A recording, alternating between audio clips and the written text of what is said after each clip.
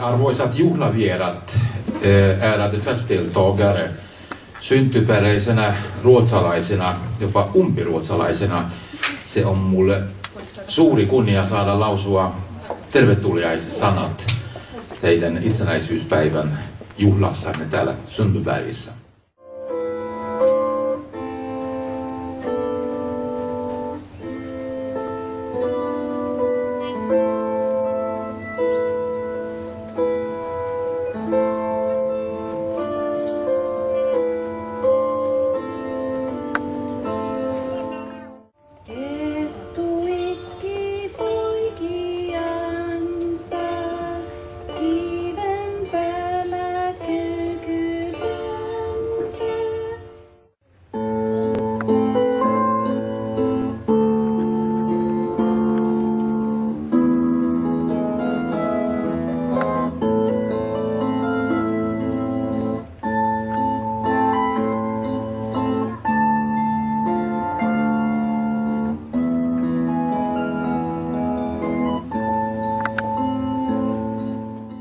Löytää myöskin useimmiten aina keskiviikkoisin tuolta kirjastolta 1 ja 3 välillä Sundbybergin keskustasta siis.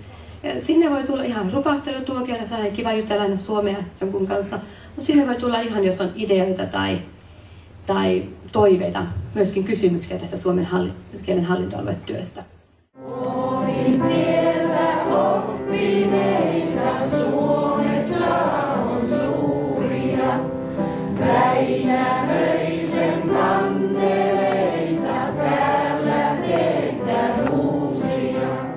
Aavanmeren tuolla puolen jossakin on maa, missä onnen kaukoranta laidelin kappaa, missä kukat kauneimmat nuo aina loiskettaa.